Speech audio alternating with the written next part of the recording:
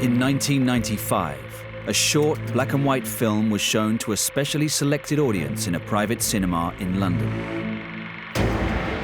It claimed to show an authentic autopsy on the body of an extraterrestrial being that had been recovered from a flying disc, which had crashed near Roswell, New Mexico, on June 2nd, 1947. The audience were astonished. But where did the footage come from? And was it real? This looked potentially real. This could have been scientists in the United States cutting up dead aliens. All we did was enhance the film, restore the film, and remarketed it. The film deserved to be released, although there wasn't enough of it anymore. There were a few frames left. Alien Autopsy, Roswell, they've actually, this time, they've really found the alien beings? I had seen all the Ministry of Defense UFO files. I had never seen anything like this before. Where I had seen it, of course, is in sci-fi movies. When I first heard about the alien autopsy, I thought, maybe. This extraterrestrial body lying on a dissecting table, I thought, wow, what a great image. In this episode, we talk to the team behind some of the most controversial and talked about footage ever filmed, to hear, in their own words, how and why the film was made. I filmed it. I developed it. I edited it. This had to last forever. This had to be scrutinized to death and real. No idea the amount of stuff we had to go through to make it work. We had some chicken guts, leg of lamb bones, and a few sorted bits. It convinced a lot of people simply because it was so completely unique and different. I could pat myself on the back and say, oh, John, you did a great job there. But it's because there was something there for me to work with. Certainly, something happened in 47. Certainly, there was an autopsy. What it was, we don't know.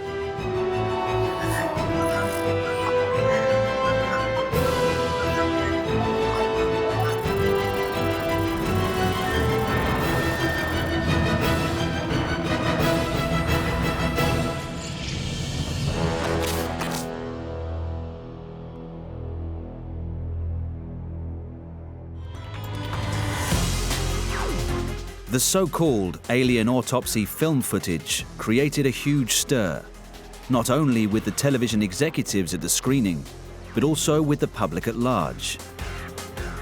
The film clearly shows what appears to be the body of an alien creature, being examined by a number of personnel in laboratory coats. It was claimed that it was filmed after the UFO crash in Roswell, New Mexico, in the summer of 1947, and that it showed an authentic autopsy. I don't believe in aliens, yet when you watch it, it makes you think again. Because you think, wow, that does look really quite convincing. So if aliens had crashed, that's what it would look like if an autopsy was carried out. The bit where they take the brain out is, and it looks really convincing. But I'm a skeptic, and therefore there's a major part of me which goes, I know this must be a hoax because I don't believe in aliens. But there is a little bit in that film that looks good enough to make you think, maybe, just maybe, it could be just a scintilla of truth to it.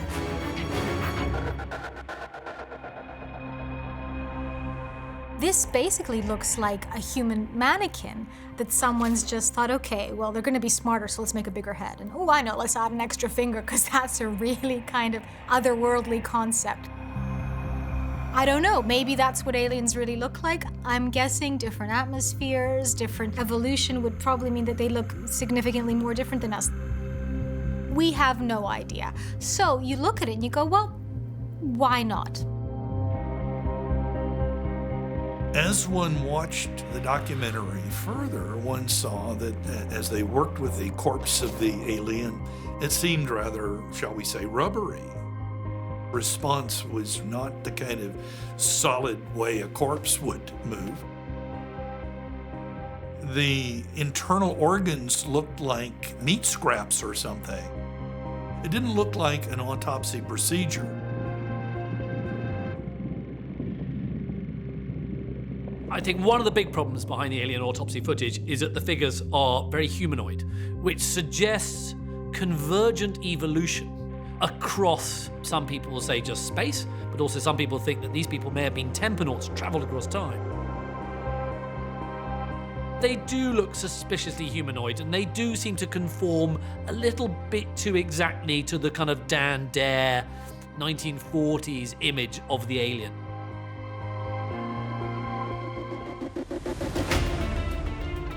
In the 1990s, the British Ministry of Defence ran a UFO reports desk.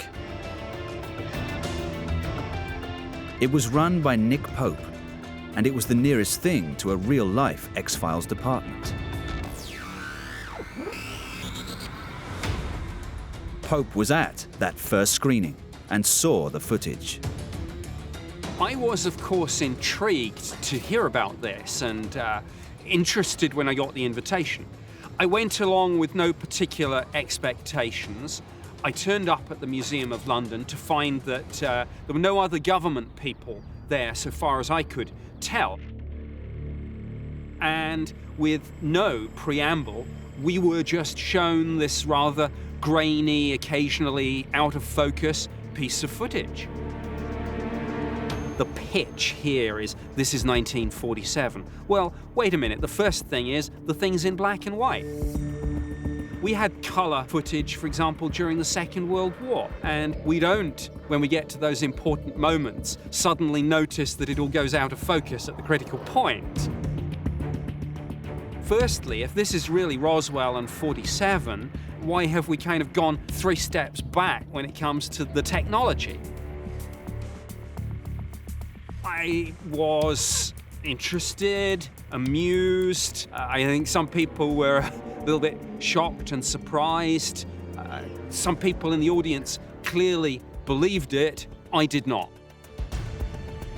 I suspect that I was invited not to endorse this, because I never would have endorsed it, but to maybe behind the scenes add a little bit of credibility, unofficially. We know that when people talk about things, they feel realer. Does this look kosher? Well, actually, if you look at the clothes they were wearing, even apparently the film made sense from the era it was taken. It seems to, possibly be real. After the screening in London, the producers took offers from broadcasters across the world to screen it.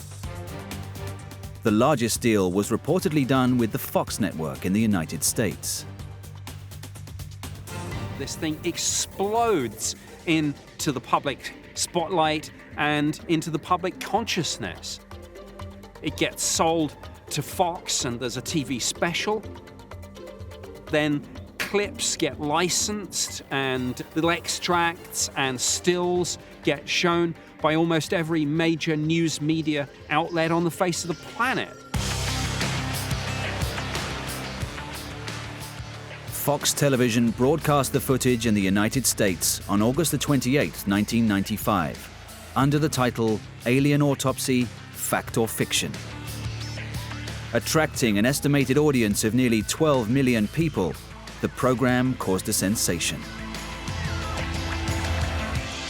I think people watched the alien autopsy out of intrigue. Perhaps, though, on another level, we watched it out of fear.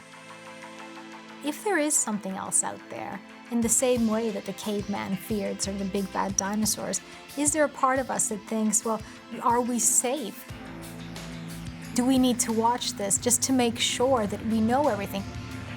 Are we living in states that are so protective of us that there is a danger that we don't know about? While I think part of the people watching it watched it out of intrigue, I wonder if part of it was as well this notion of, if this is true, what does it mean for me as an individual and my safety?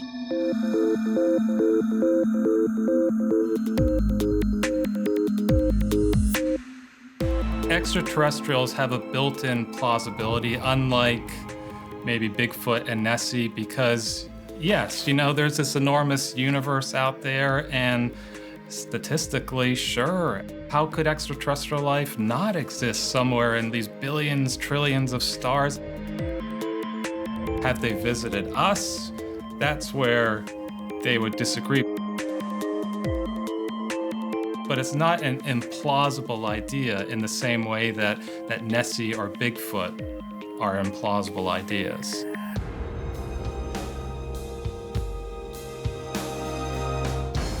When this story broke, I did not get a call saying, Nick, what's going on? Why have the Americans disclosed this, maybe through some circuitous route? Why has this leaked out? And the fact that I didn't get that call is indicative in and of itself of the fact that no one asked because everyone knew, or certainly everyone in government knew. Come on, it's just a fake. It's a piece of hoax footage, cleverly constructed to play into pop culture memes about aliens and cover-ups. But far from seeing the autopsy footage as a joke, many viewers were actually convinced that what they were watching was real. Not only that, but the experts who appeared in the Fox special to comment on what they were seeing were largely positive too. When the autopsy footage was screened on Fox, Fox got on hand a panel of experts who knew about special effects, including Stan Winston, big name. And when he sees the knife cutting in and the gore or blood oozing out, Winston is looking at this and going, this is a really good job. I can't just knock this off quickly. Someone has spent a lot of time and money on this if they are faking it. He estimated that whoever put this film together had spent $300,000. As we'll see, that was a somewhat overinflated figure, but it was enough for someone like Winston to go, look, that is just not some knock-up fake in some kid's bedroom. That is done by proper movie people who know what they're doing. It looks real to Winston. How the likes of the rest of us supposed to take it? It's good enough for him, then what do I think? When I first saw the Alien Autopsy film, my antenna were already up. Oh, really? I said, Alien Autopsy? Roswell? They've actually, this time, they've really found the alien beings? One of the first things that came to my mind was that, isn't it interesting that the aliens look just like our culture has imagined in an evolutionary way, imagined that they would look. What an amazing coincidence that this has happened, because we've imagined all sorts of blobs and robotic forms, monstrous cyclopean Mothman and so forth. It is time, Earthman. And then in 1961, we get the little big-eyed, big-headed humanoid type, a sort of cute version, futuristic version of us. The Alien Autopsy film has been huge news for 2 decades. It's got this wonderful appeal that seems to just go on and on and on. Yes, you get the skeptics, such as myself, who will just go, it's a hoax, it's junk, that's the end of it. But there are so many ufologists, alien obsessives out there who still look at this film and go, you know what, this is true. And actually there's a conspiracy there to try and make it look as though it's a hoax, but actually it's real. And this is the absolute real McCoy. And the people behind the footage are absolutely masterful at keeping it running.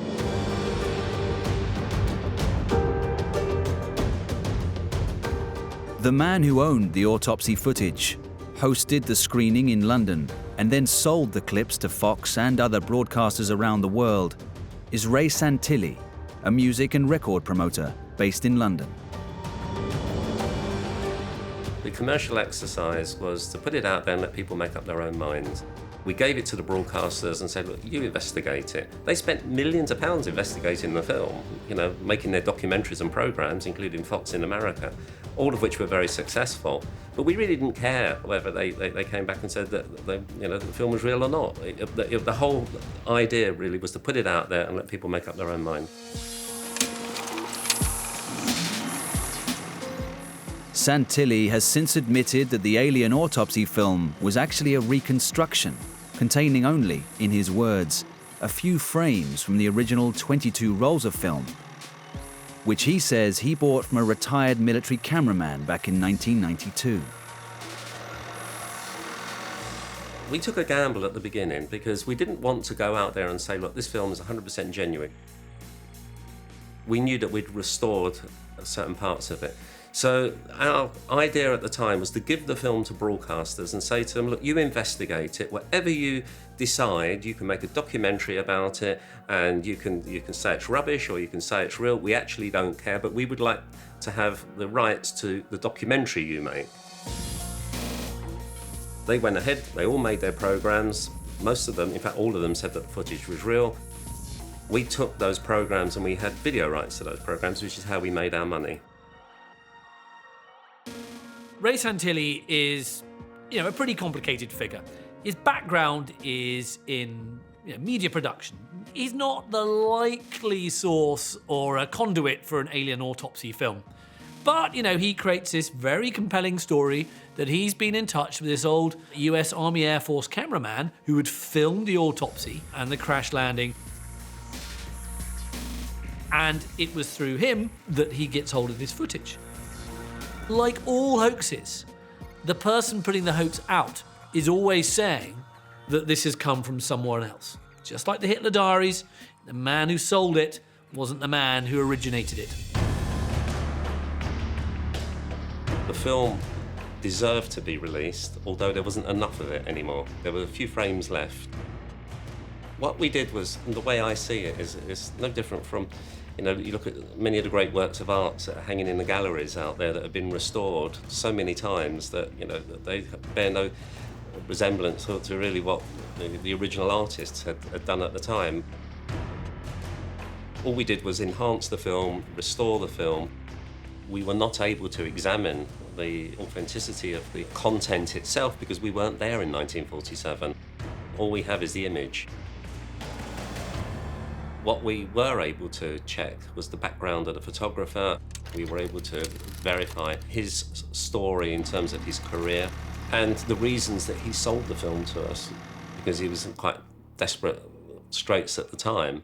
All of that was genuine. So, it was a common sense call, actually, on our part.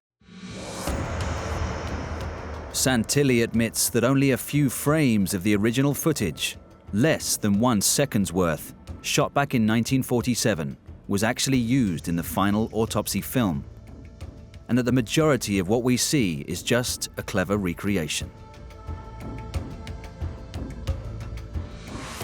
The producer, I think rather brilliantly, said, well, the original stock rotted. What I've made is a faithful reconstruction of what I saw. And a tiny little bit of it, 6 frames I think he claimed, which is about a quarter of a second, is real. That's enough. That's easily enough of a hook. It's a masterstroke, that. It's really, really clever. You only have to keep a tiny little scrap of doubt in people's minds and go, well, yeah, a lot of it was faked. Had to be. The exposure to the alien stuff rotted the tape stock. But this little bit we managed to preserve because the truth is really important to us. A great deal of expertise went into making sure that everything matched the original film. If you looked at it, the medical instrumentation was exactly the same. Sockets in the wall and the screw fixings, they were all as they would have been on the original film. The camera was exactly the same camera that was used in 1947 in terms of model. The film stock as well was carefully selected. The whole purpose was to match the original film and then knit them together.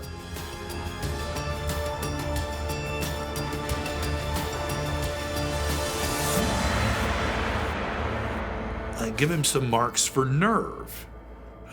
This is a good quality in a hoaxer, in a forger, and so forth. You need to have nerve because most of us would shy away from the boldness that it might take. But he attempted to get the filmmaking experts, Kodak, to authenticate the film. Oh, that's a bold mark, isn't it?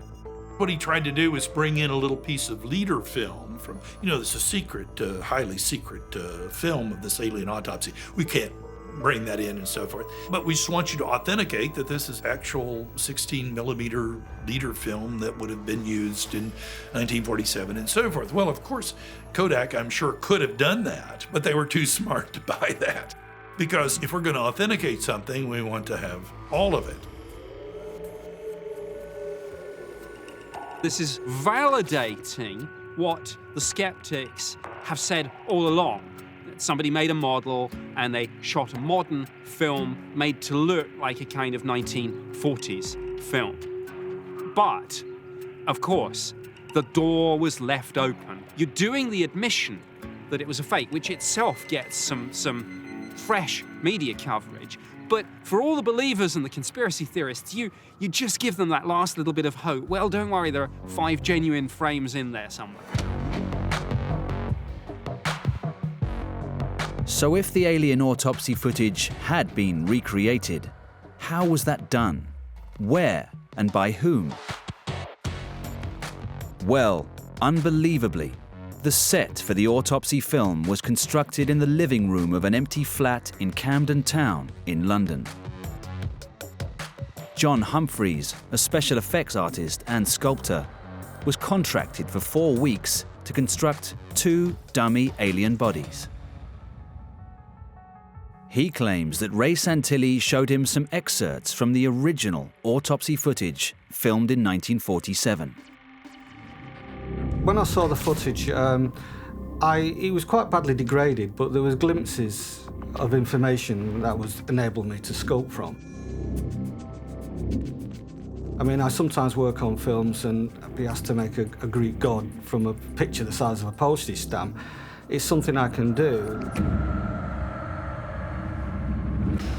Based on what he'd said he'd seen in the original autopsy footage, Humphreys set about recreating the alien body in his workshop down in Sussex. I've based the idea of the 6 fingers and toes from what I thought I could see in the original footage. The head on the sculpture is basically my interpretation of what I saw. I think most people, when they create an alien, they do everything over-exaggerated. But from what I could see, it was much more humanoid. And so I've tried to keep it as subtle as possible to reflect what I saw. It is absolutely clear that a fantastic amount of organisation and planning went into making this film just look just right. A lot of things looked the part. There's a telephone mounted on the wall with a curled flex. And initially, people studying the film looked and went, there were no telephones with curled flexes in 1947. But people did some digging, and they found telephones with curled flexes in America in the 1930s. The clock on the wall seemed to move properly with the time. The whole autopsy seemed to take about an hour and a half, and throughout the film, the clock is shown to have been moving correctly. The elements looked just right. It was very, very well put together. It was a really nice piece of production on what must have been a pretty limited budget. And so therefore, to the untrained eye, and even to a lot of trained eyes, this looked potentially real. This could have been scientists in the United States cutting up dead aliens. I don't know if it was a man or a woman. I couldn't tell from the genitalia area, so my interpretation was how I've done it. I believe we were visited at Roswell, and the beings were very humanoid. They had eyes which were bigger than human eyes, but not ridiculously big.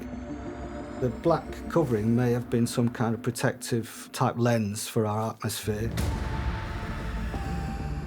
The mouth on the alien was quite small.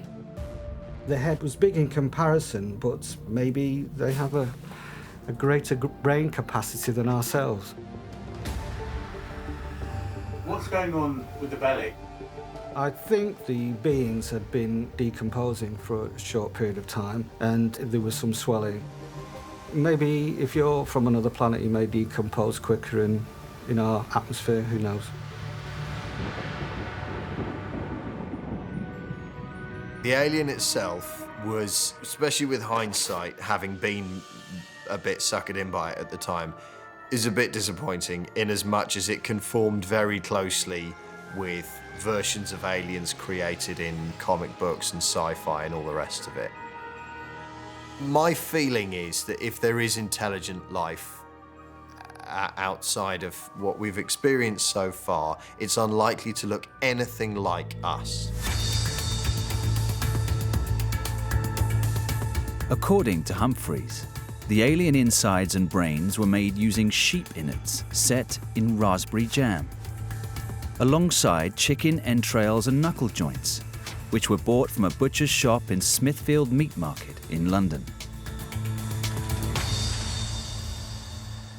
To do the effects on the original autopsy, we didn't have much time or much budget.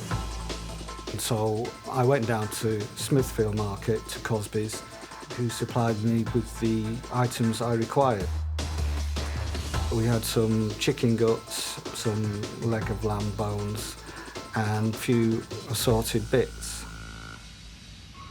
We used all these giblets, so to speak, to create a brain and the innards.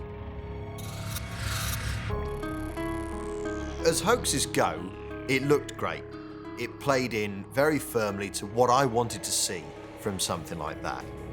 It all looked, I don't want to say plausible, but I'm left with nothing else. It all looked plausible to me.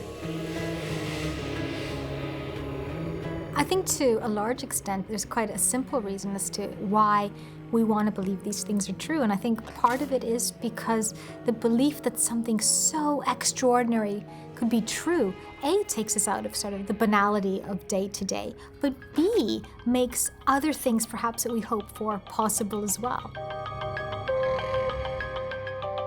So if something so amazing could happen, maybe my world isn't as set in this kind of grind of day to day and understanding of the triviality of it. Maybe there's something bigger, more exciting out there. And I think because of that, we just generally want to believe. Lots of people who saw the footage, special effects guys, they all thought it was real. And it convinced a lot of people simply because it was so completely unique and different. I could pat myself on the back and say, "Oh, John, you did a great job there." But it's because there was something there for me to work with. Like all great hoaxes, the Alien Autopsy film relies on an event a lot of people are obsessed with and has a sort of kind of grain of truth to it. It relies on the supposed crash reported by the US Air Force of a flying saucer in 1947 in Roswell.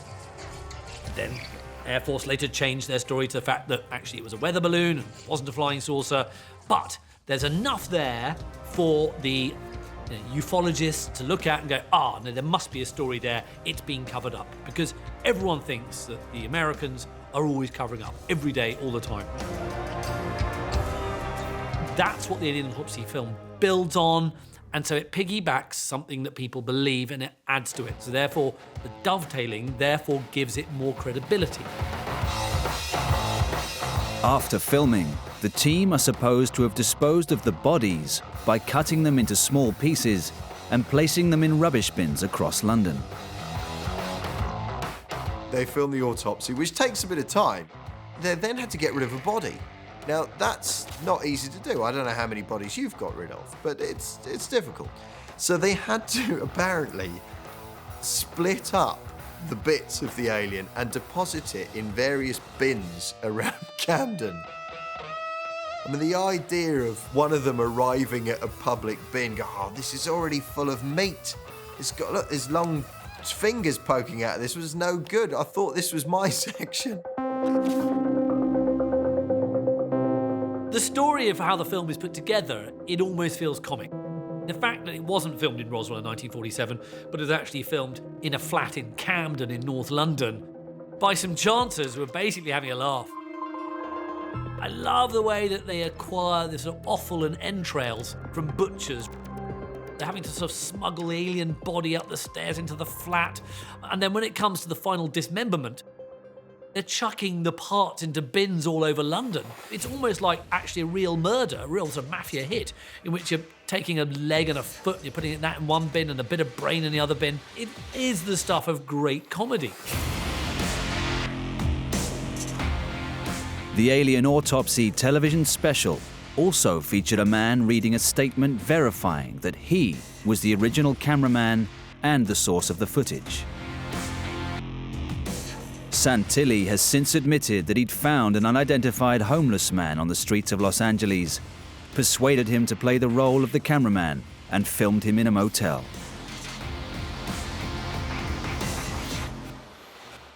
Like all great hoaxers, the people behind the Alien Autopsy film put in a lot of effort to make things look as credible as possible. Now, of course, the really weak link that they had was the fact that they had this cameraman who was supposed to have the footage and given them the footage, but the cameraman didn't want to appear, didn't want to be filmed, and people were saying, look, come on, we're just going to think you made it yourselves.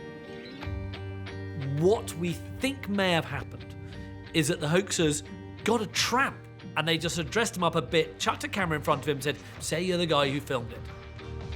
And it's a brilliant conceit, it's really cheeky, and frankly, it's great fun, and, it shows the lengths they went to make it work. But the whole truth about this extraordinary story has yet to emerge. Now, the man who sourced the flat, provided the film equipment, and claims to have actually filmed the fake autopsy, has, some 24 years later, come forward. His name is Spiros Malaris, and he's a retired professional cameraman and former studio owner. I don't want to take the credit for the film on my own because my team made this happen. Yes, I did a lot of stuff in the film. I designed the set, built the set, props. I filmed it. I developed it. I edited it. My goal, and the only thing I could actually hope to achieve when we made this film, is that I knew people would say, it can't be real. I also knew some people would say it is real. But the ones that said it isn't real, I had to have them say, but I don't know what it is. As long as they don't know what it is, it could be real. Spiros paid particular attention to the props that he bought, knowing the close scrutiny that they would come under. I'd had a number of convincers in the room. Tools, bowls, bits and pieces, as a Bunsen burner in there. All of that had to be right for America for 1947. I wired the whole set 110 volts, the same as America. I bought the same Bakelite sockets, although they weren't seen. I think there might be a shot that you can see one. Every detail was covered because I knew I couldn't stand still with the camera. The part of you that wants to believe it is true is this idea that it kind of matches your perception of what it would be. So they're higher beings. They have these giant brains and they're able to telepathically communicate.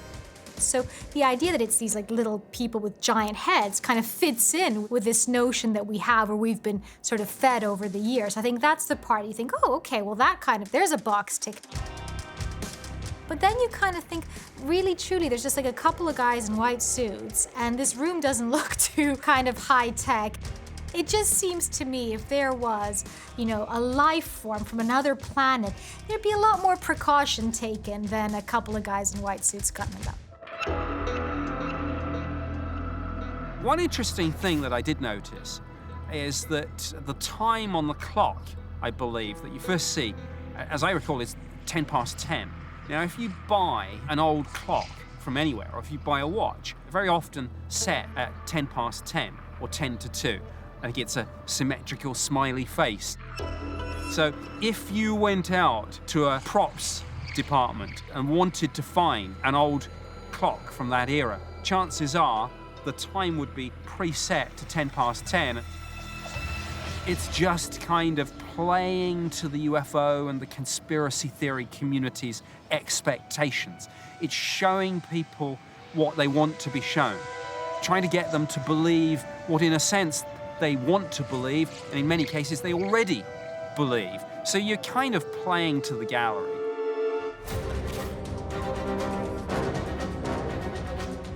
We structured how we were going to do it. We're going to cut the head, and we're going to cut the skull, and we're going to remove a brain. It's not in there. So we've got to do it in a way where we can cut it, hollow it out, put the brain in, and then look like we're cutting the head off again. Any cameraman will tell you the continuity is seriously important because a slight movement is going to show. So the camera shot had to be a moving camera shot that I dissolved. Because each reel in the camera was only 50 feet, I had to time it that it ran out at that time. No idea the amount of stuff we had to go through to make it work. This had to last forever. This had to be scrutinized to death and real. Unlike, say, the Hitler Diaries or Princess Diana tape, my film maintained its integrity for 15 years. No one was able to say, this is a fake. Lots of people said, oh, I don't believe it. And lots of people said, I do believe it. And nobody could say why it wasn't real. Oh, I just have a hunch. That's not enough. But closer inspection of the actual medical procedures carried out in the so-called autopsy give away that it's not real, many say. As I talked to pathologists and as reports began to come in, found that there was a lack of a block to raise the head and support the body so that the brain could be opened. The person performing the autopsy was holding the scissors, shouldn't have been holding them the way a pathologist holds scissors, which is not the way a tailor or a barber holds his scissors. It's a different way. They free up the forefinger, or sometimes two fingers, to steady the scissors to make very precise cuts. There were all kinds of mistakes. The pathological data was powerful. In other words, if your first look was that it was abysmal, it didn't get any better. That's not to say this didn't have some merits. The alien was pretty well done. It was a skilled piece of work, but the rest of it, pretty amateurish stuff. It will go down as one of the greatest and most elaborate UFO and alien hoaxes of all time. Somehow, a group of Londoners supposedly faked a US government top-secret alien autopsy in a small flat in North London, using a model and some meat from a butcher's shop. Not only that, they then sold the film to the Fox network and many other broadcasters around the world, where it smashed viewing figure records, and in the process made the producers very rich. And yet, even today, with all that's been revealed, Ray Santilli still maintains that there was a real autopsy film upon which the reconstruction footage was based.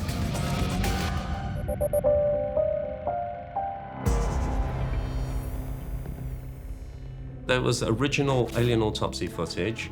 A lot of it had deteriorated by the time we got it back to London. Yes, we recreated scenes and we plugged gaps, as I said earlier. I still have the original footage, and that original footage, at some later stage, when we decide is the right time, will be made available to the public to see. As far as I'm concerned, it is a historical document, which I think is important in itself. I think it has been restored, and that restoration process was a work of art.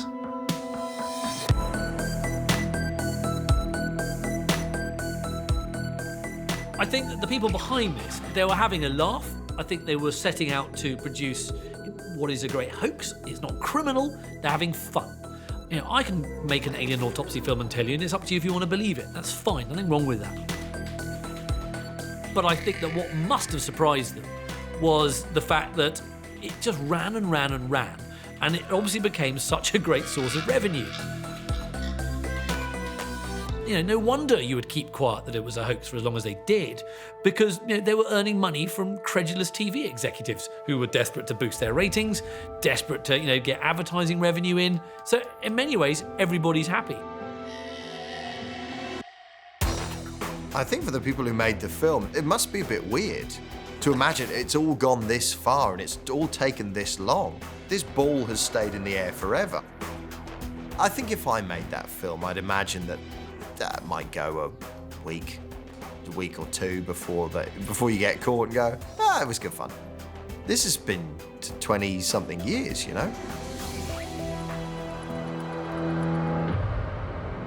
The brilliance behind the hoax was that because it looked so good and so compelling, that those who were watching it with a sense of incredulity sort of then had doubts in their mind. And Santilli would give a very good account of how it came about. And so therefore, if you leave these things a little bit open-ended, it means that viewers are going to talk about it the next day. If it was case closed, it's a fake, that would have been the end of the conversation. But the fact is, Fox kept it open, partly so they didn't look like fools, knew to be a hoax, but also because they knew it was going to be better for viewing figures. This thing becomes part of pop culture. I mean, it's been referenced in the X-Files. There's been, of course, the Anton Deck movie in 2006. It's firmly embedded now in our consciousness, in our memories. I suspect that was the plan all along, but I wonder if even Ray Santilli was surprised and delighted at the coverage that it did end up getting. The showman always tries not to abandon the story, but tries to spin it in a different way. And I think exactly the same thing happens with the alien autopsy. Ray Santilli tries not to abandon the story. Instead, he puts a new spin on it. He says, oh yeah, there really was footage, but it was so bad that I had to restore it and hire actors and a special effects expert to create this body. The problem with Santilli's story is that there were so many people involved that yes, people start to talk, that the edges of it start to crumble.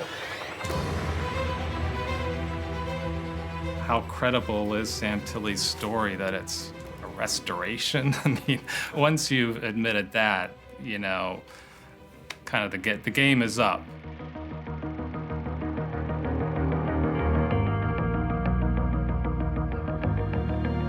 One can see how other people might take it seriously because, after all, everybody knows there could be life out there somewhere. It's easy to see how, to the average person, this could be put into a context of, well, we're just hearing it now because it was hidden away. There are conspiracies and things do come to light. It's not so obvious to the naive, but it was pretty obvious to this relatively sophisticated.